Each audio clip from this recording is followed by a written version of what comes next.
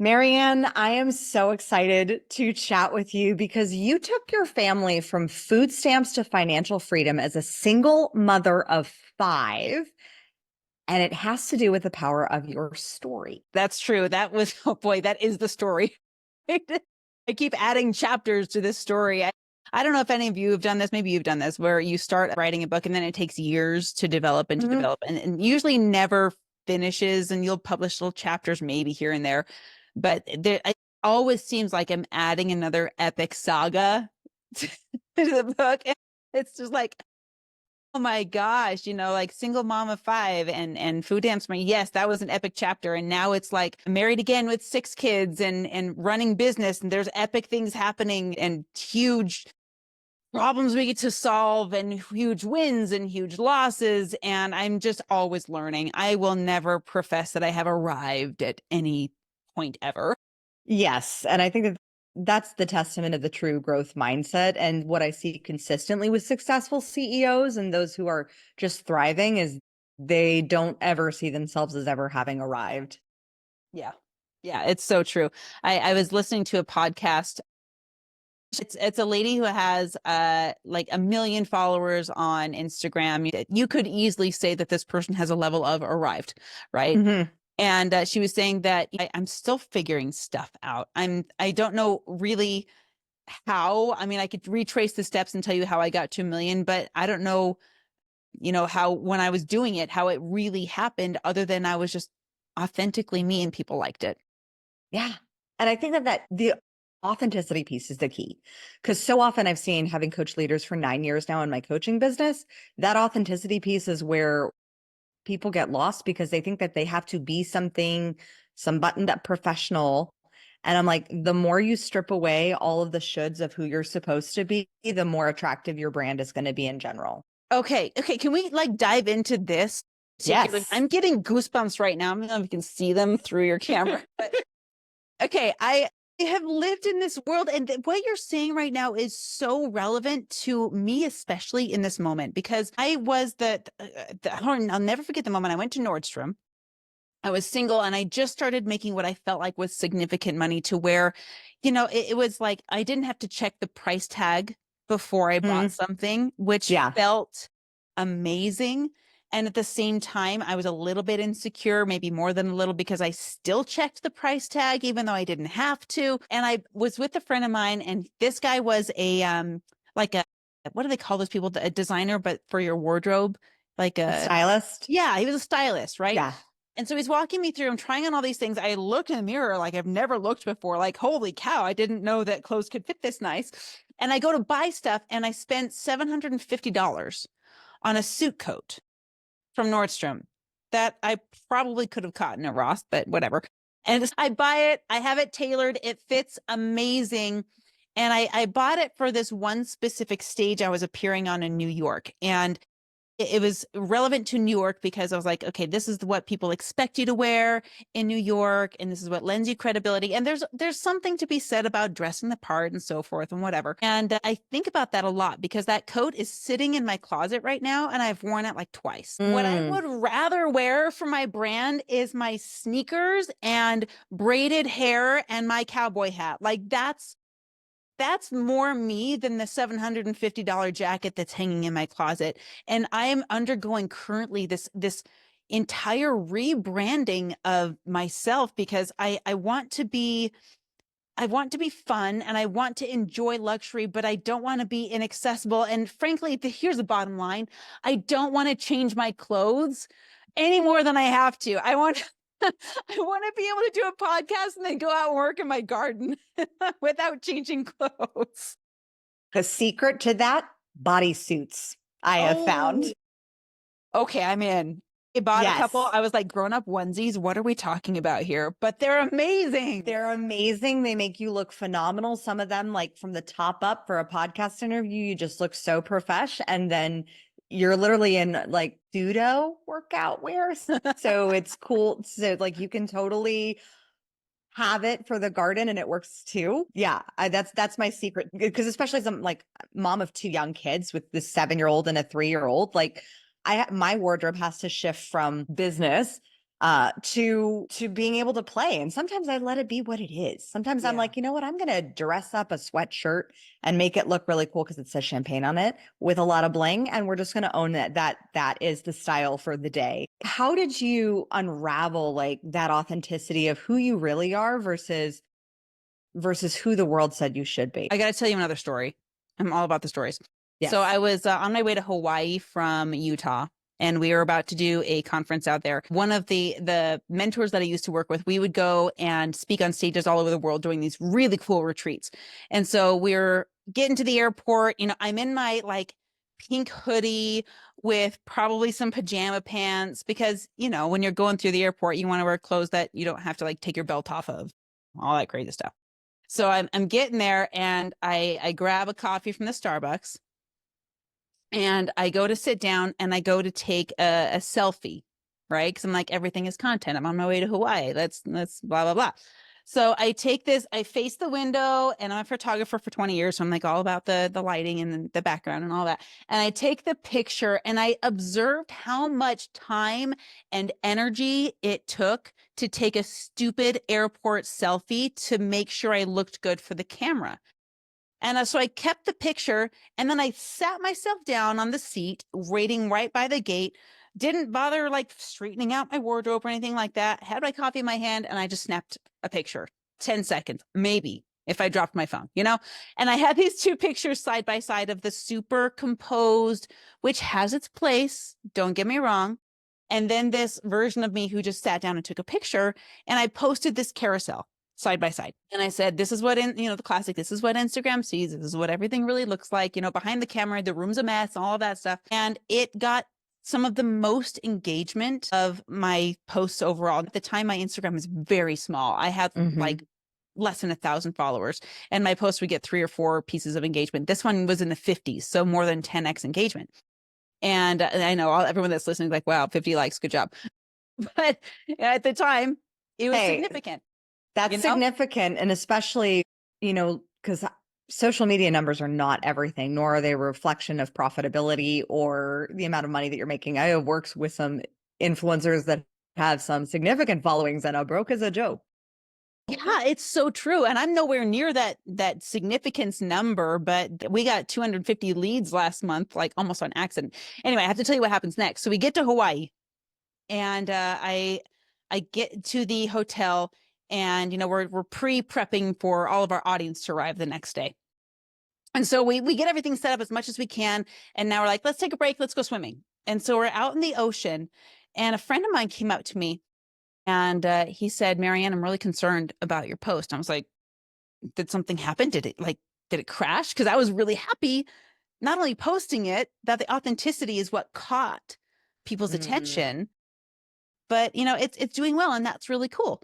And he's like, no, I'm concerned that you're drinking coffee, and in order to maintain the brand of our company, you're going to have to take your post down. It was like my job was being held over my head because of a post that I made.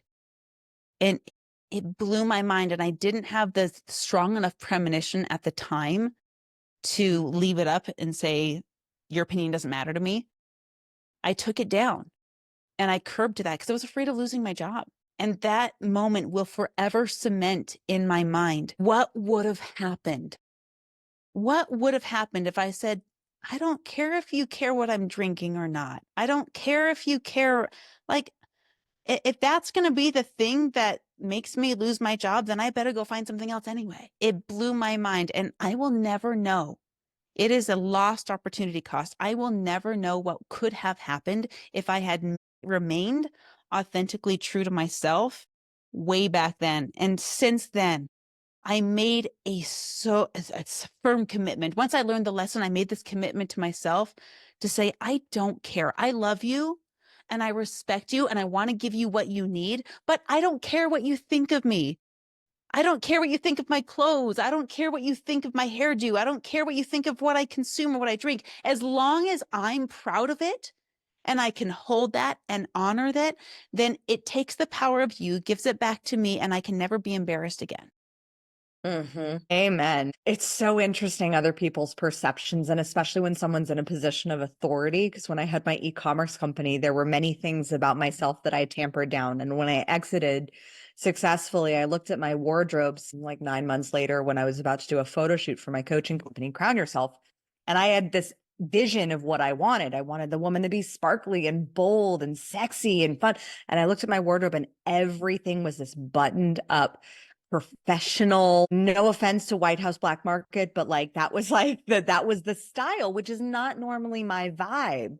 Yeah. And I was just looking at, wow, I spent 2 years shifting my wardrobe, my external persona to be liked and approved by businessmen. And I had to remedy that and make a radical shift that if I was preaching a value of ownership and authenticity, I had to like buy some new clothes that I could actually feel like this is my own self. This is actually a self reflection versus like your opinion of what a professional person should be. And I think, especially when like submitting yourself for stages, getting yourself booked on podcasts, more visibility opportunities, you are going to get rejections based on your brand. Like I had a very high level speaking coach who was interested in working with our company. And the questions I got from their team was like, you're very yes, queen. And that's cool. Like we're all for women empowerment, but is that what you're going to be putting on our brand? Because that's not our brand. And I was like, our core value at Communication Queens is that you stand out loud and proud as to who you are. So no, we will not be submitting you with like giant yes queens to like professional buttoned up business podcast because that's your brand. That's not our brand. So like our front facing brand is very different, but we're not gonna have you come in and represent you as something else that you're not. And I think that that's such a testament to the power of understanding your brand and the ability to handle and hang with rejection and not take it personally. How do you see speakers navigating that dance? Because I know I did not do it very well for a long time. But none of us do at the beginning. We all have to fall on our faces and like brush their dirt off and see what's left, right? Yes. For speakers, this is what's really that's the crux of everything. When you're on stage, the number one fear in the world, as you know, is public speaking, right? And it's the fear of not being accepted as we are. That is really the fear. If I'm vulnerable and I'm me, will the audience throw tomatoes at me? And you know what? They might. But I would rather be vulnerable and myself and get the tomatoes and just realize I'm in the wrong room than be somebody else and have everyone fall in love with a mask that I can't even maintain. Here's the analogy that I give people. A bottle of water, if you buy it at Costco, it's 10 cents. You can get a whole case for $3, right? You go to the grocery store and that same bottle of water on the shelf is like now it's 50 cents, right? And then you go to the vending machine and now that bottle of water is $1.50. And then you go to a stadium and now that same bottle of water is $5. And then you go to the Sphere down in Las Vegas, that same bottle of water is $15. And then you take that water bottle to space. Do you know how much money it costs to get 8 ounces of clean water into space? Probably talking hundreds of thousands of dollars, to the point where these astronauts pee, filter it, and drink it again, right? So if you're not finding that you're receiving the value that you know you are, you're just in the wrong room. It doesn't mean you have to change your label. It doesn't mean you have to change what's inside. You're just need to change your environment a little bit and maybe step into a greater level of authenticity so that you know who you are. So how do you align yourself with the right room? How do you ensure that you are submitting, booking, and getting into the right rooms as your most authentic self? You know, it's fun when I work with speakers and I'm trying to help them get more stages, because every speaker wants more stages, right? We all do.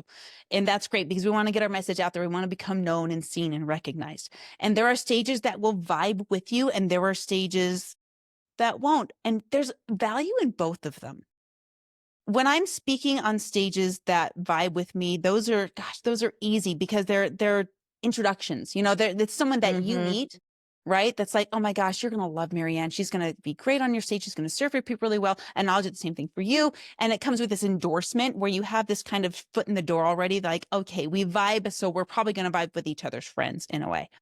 There's second kind where we don't see eye to eye, but we value each other's opinions. Some of my favorite podcasts that I've done are with people who don't agree with me, but we are able to have an amazing discussion back and forth and say, that's an interesting perspective. I've never thought of that way. I'm not adopting it, but I understand you. And this world is missing that. This is the middle stage that this world, I safely say as a whole, is missing, is we are missing the ability to disagree peacefully. And we need to. I need different perspectives. I need to understand people that see things differently. So that's the second kind. The third kind is where you are not each other's cup of tea at all.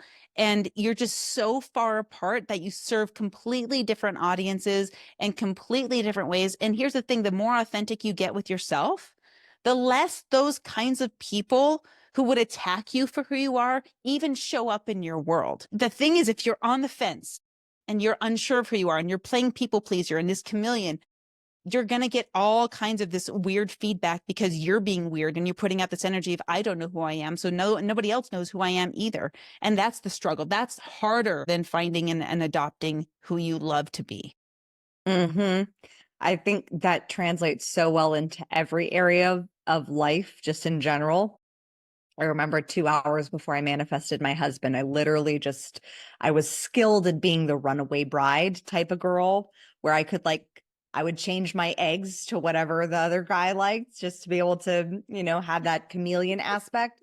And 2 hours before I met my husband, I was like, all I want, God, is I want to be authentic and I want to travel. That's what I want. And then I meet list. It's a very short list. And I meet my husband and then suddenly I'm like, I guess this is my chance to try to really be authentic and see if he likes me for I am. So I told him everything. I was like, you want it all laid out on the table? Here you go. This is who I am. This is me. Greatest Showman songs. Here you go. Like Greatest Showman wasn't out there. It was a decade before that came out. I named my company This Is Me after that exact Best movie ever. Like best so movie ever.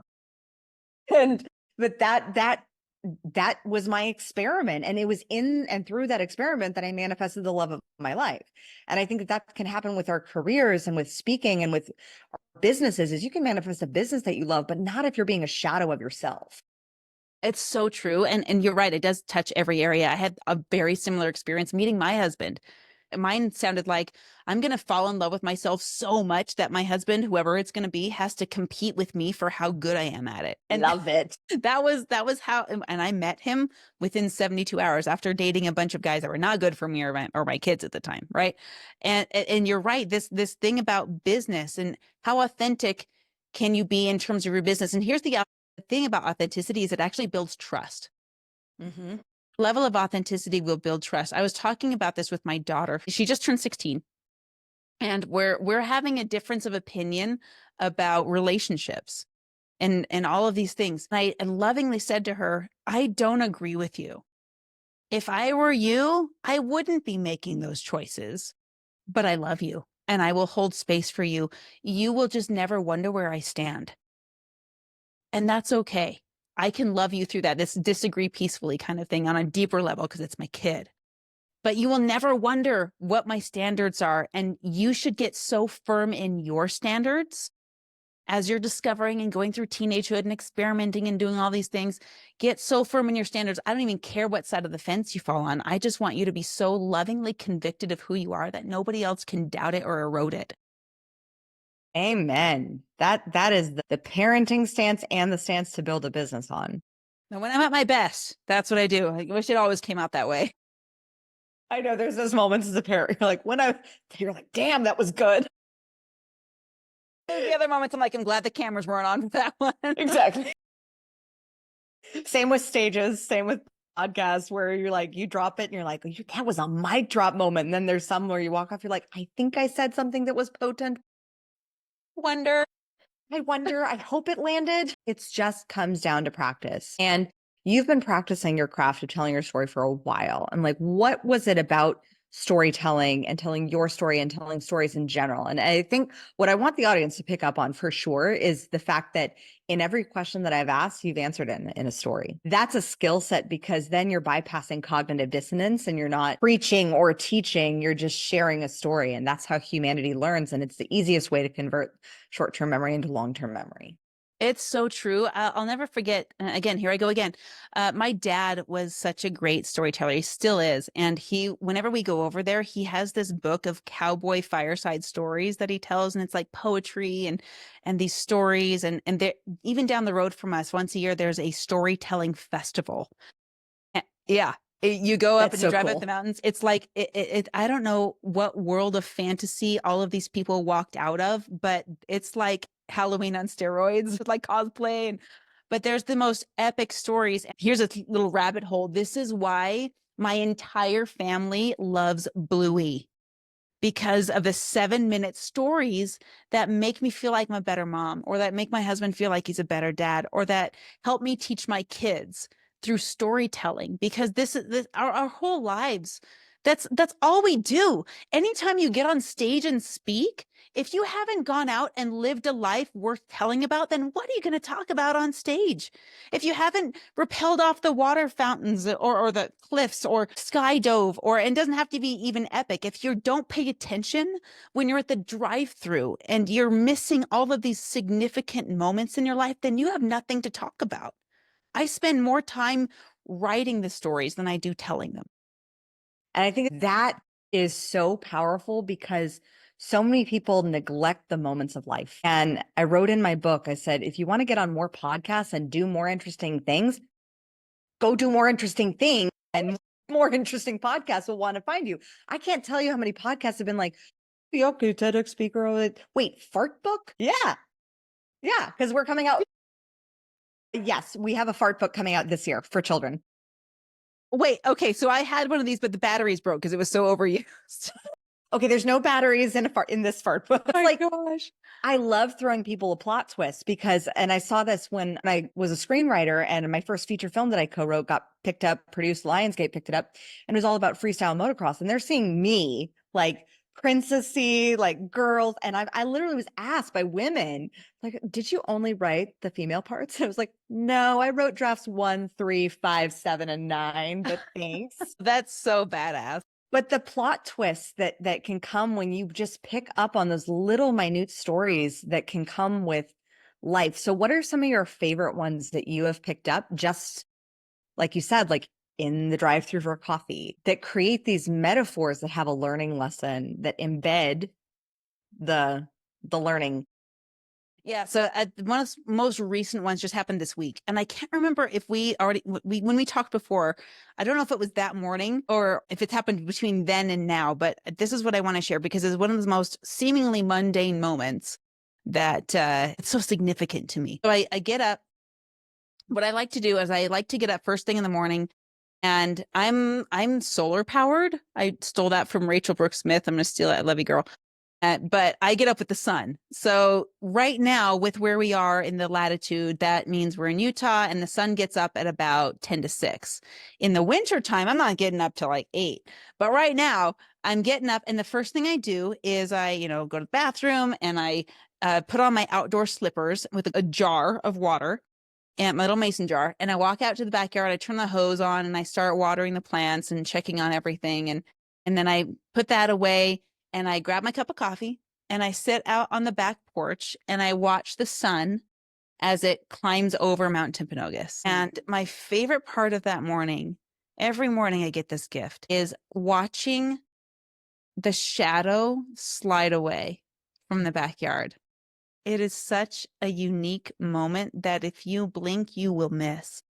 And this last week, as I was sitting there on the back porch with my cup of coffee in my hand and my dirty garden shoes on and all my pajamas that I slept in the night before, this thought kept replaying in my mind that what if you lost everything you didn't say thank you for? What if everything that you didn't verbally express gratitude for today was gone tomorrow? And so I just started saying thank you. Thank you that I'm not working a 9 to 5 anymore, even though the exit was super ugly. Thank you that I have slow mornings. Thank you for all of my 6 children who have bodies of health and fitness, and there's food in the fridge, and I have a roof. And I just went on and on and on. And as soon as I notice something, like I still want to keep that, I need to say thank you for it. My parents' health, my siblings' health, my business that I'm running, the cameras and lights that all work. usually very well, and like all of these things. And it was just this moment that I was like, oh my gosh, I could have this every day. I could feel this way every day. And that's what takes these extravagant moments that people live that are so worthy of the stories, absolutely worthy. But when you have moments that you can repeat on the daily, I'm not going to go skydiving every day. I'm not going to go rappelling down a waterfall every day. I've done all these things and they're amazing. But what I do every day is have this beautiful moment on my back porch where I'm potently grateful for the life that I'm living. Because if you don't, and Tony Robbins talks about this in his book, Life Force, he's all about health. But when you get to the end, it talks about none of this health stuff matters. You can live to be 100, but why would you if you don't enjoy your days? And because if you're not enjoying your days, you're not enjoying your life. And so these little moments that are so powerful are so potent. When I train people in a classroom for speaking, that's one of the assignments I do, is that, in fact, we're doing it tonight. Today, or in the last 24 hours, I want you to deliver a presentation on something significant that happened in the last 24 hours. And that causes such a different way of thinking. The neuro programming is so differently hardwired. And what it does is it not only teaches us to deliver potent stories, but it teaches us to be looking for things in our daily lives that are worth the story. Mm. It reminds me of when I was 17 years old and I was in acting school. I dropped out of college 2 weeks before starting with 2 scholarships in order to go to an acting class. No kidding. And my parents fully supported this decision. It was crazy. I love my parents. Amazing. Kudos to them. And so, because they knew I was an entrepreneur at heart.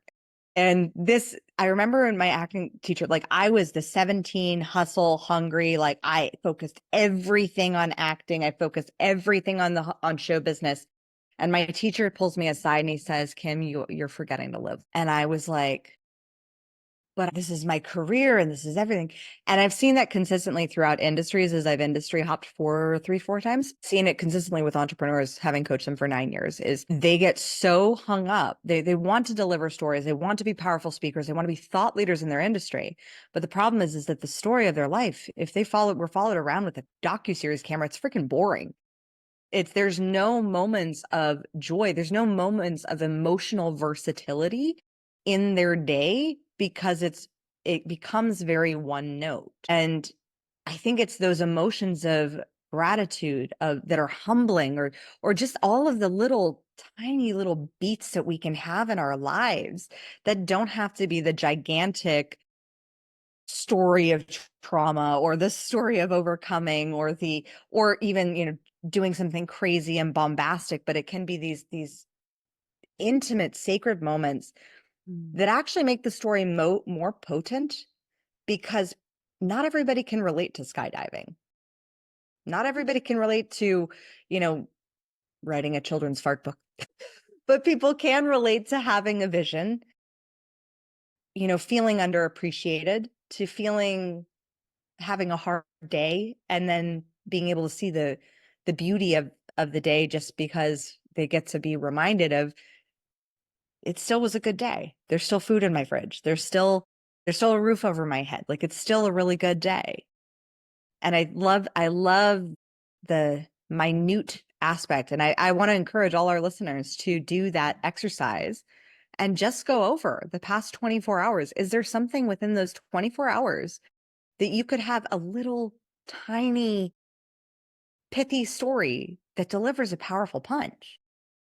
Yeah, I've got one of my students does this thing on his YouTube channel called the 2-Minute Mentor. And he posts every day, just 2 minutes, something that inspired him. And I love the phrase that you use. How did you put it? You said emotional versatility. I'm going to adopt that one with your permission. That's a potent phrase. I like that one. And I like that it also accounts, as well as the highs, like the moments of gratitude, the moments of deep thanks, and the moments of like the Kodak moments, right? Mm. But in order to have versatility, you have to have the sucky moments. You can't live there all the time, just like you can't live up here all the time, even though we all want to. But in order to enjoy these moments up here, you have to have these moments of agony, and you have to have these moments. Oh gosh, I don't pray for them. God, I'm not giving you any signs right now, but but they have happened. You know what I mean? Yeah. And it's the story that is worth telling. And I want to be very clear about this. The story that is worth telling is how we recovered from the agony, because I got to tell you, and I'm sure you've seen it, when people get on stage and they deliver their story and you end up just feeling sorry for them. You don't feel compelled to change. You're not motivated in any way. And they're telling stories that they haven't healed from yet. They're telling stories that where the hero is still not a hero yet. They're in the bottom of the pool and they're struggling for air and they haven't recovered. So there's nothing to learn yet. And it's prematurely delivered. We do have to have those moments, but it's what we do with them that makes the story worth telling. What would you say is the timeline? Because I've had some debates with some friends who are in marketing on like the timeline of like when you're in the story. I say it's like 90% healed, because there is a bit of the storytelling process that actually can be very healing. But you have to be at the 90% mark and a certain days away from it actually happening. Like if you're a business coach and you like haven't paid your taxes in a few years, don't be going on podcasts right now and be like, hey, here, let me tell you a story about a mistake I made that I'm currently handling with the IRS right now. Like that's there's a timeline. So one of my friends who's a marketer, Kat Orsini, she said 60 days at minimum, like 60 days minimum, depending upon the level of story and how quickly you're able to come to at least a resolve and progress. I don't know if I could assign a literal calendar date or certain number of days or weeks afterwards, because I know some people that are still living in victimhood from things that happened 20 years ago. Right. Sure. So that just, I don't know. I haven't assigned a calendar time to it. I love what Alex Hormozy said about leadership in communities, because he said something really poignant. It was less about delivering a signature keynote, but you're still on a stage. What he said is that there's ways to teach. You can teach because you've been through it and you've learned something, which again, doesn't necessarily mean that there's a certain amount of time that's passed. I did a 30-day social media challenge, and I spent day 31 dissecting all the results and all of the analytics and all of the things. And I got the video ready the next day to share what I learned to date on social media for this one challenge that I did. And then Alex talks about that one, and then he talks about done with me. And there's ways to lead in communities saying, I'm currently going through this thing right now. Maybe I'm trying to start a farm and I'm going through this thing, and anyone else trying to start a farm, come with me and mess up with me and let's learn together and do this thing. And then there's the third one of, I want to learn this. Teach me. Let's gather a community, because selfishly, I just want to learn it. And I think it has less to do with elapsed time and more to do with what we were talking about earlier of authenticity. Are you being honest in your delivery? Are you telling the truth about where you are at in your journey? If you're talking in a place where you're established credibility, is that credibility authentic? Is it real? Could people third parties go back and look at the numbers? And here's the other side of that multifaceted diamond is, as far as recovering from trauma, which is usually the thing that people talk about on stage, whether it's physical trauma or emotional trauma, which is very common, or familial trauma. For example, I went through a divorce, right?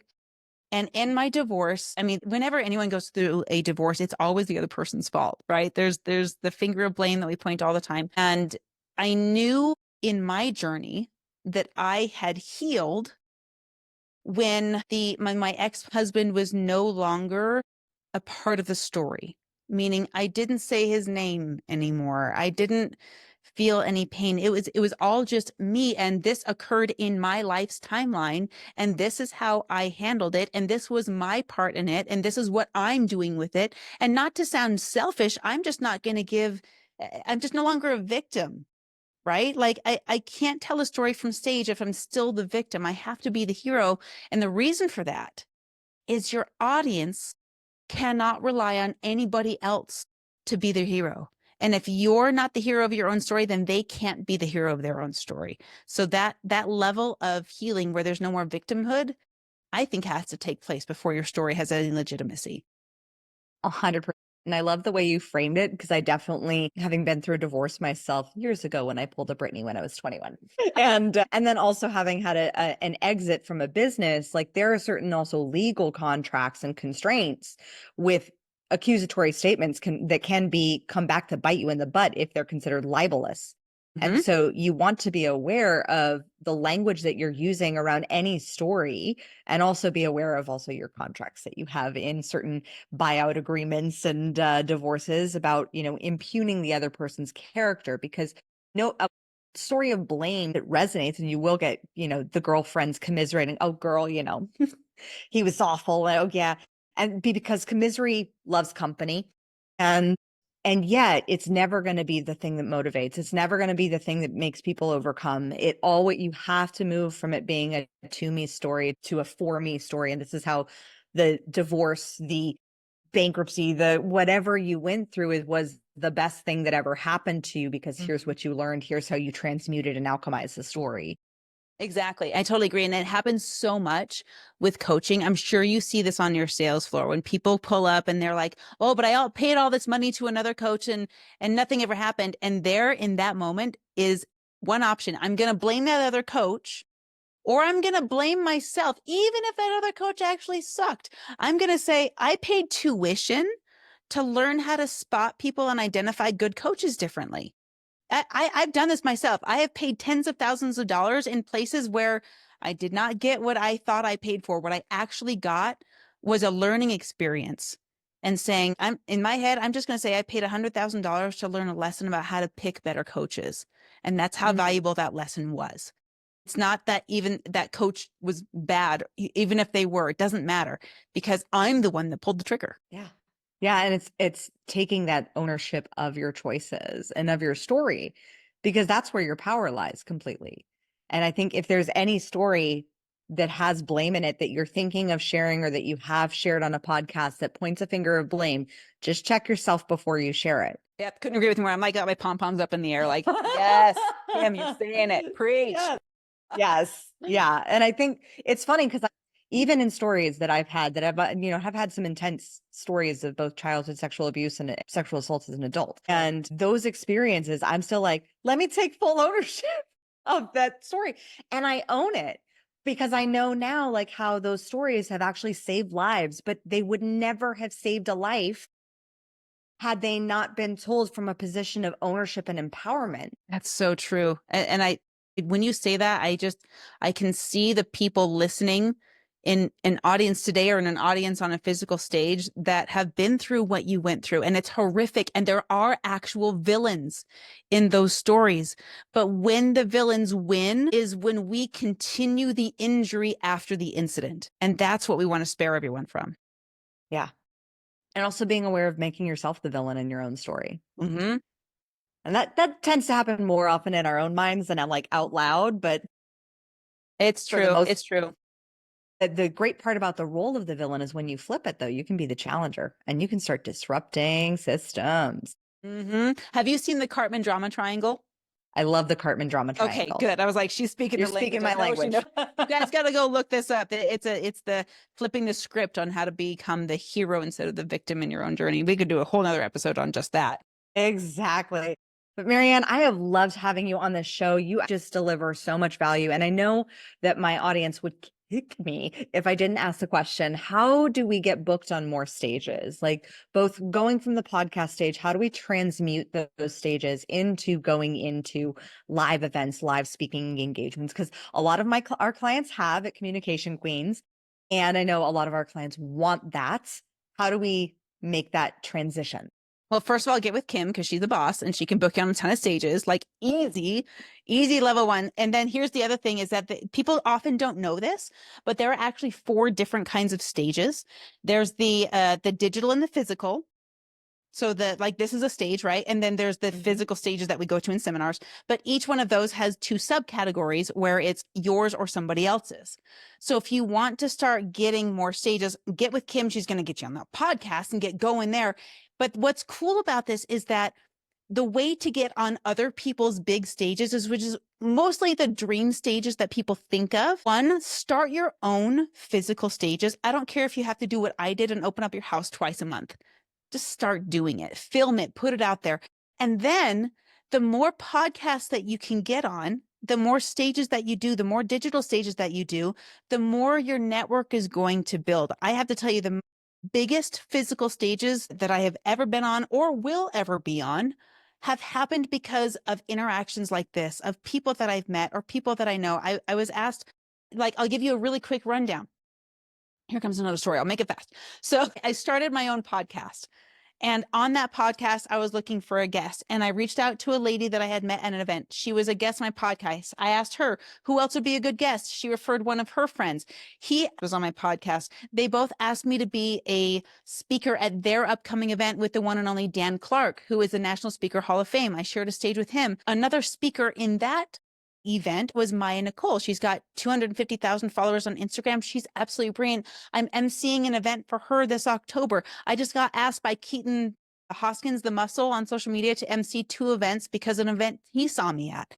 And now I'm like, it grows when you can get relationships of authenticity, like we've been talking about, and these endorsements. And all of that whole last 90 seconds can be summed up in 2 words: show up. Just show up and do it. Amen.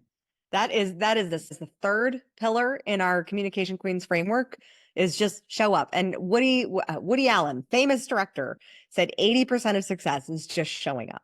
And it's show up, be your word, commit to the appointment, show up for the appointment, build a relationship.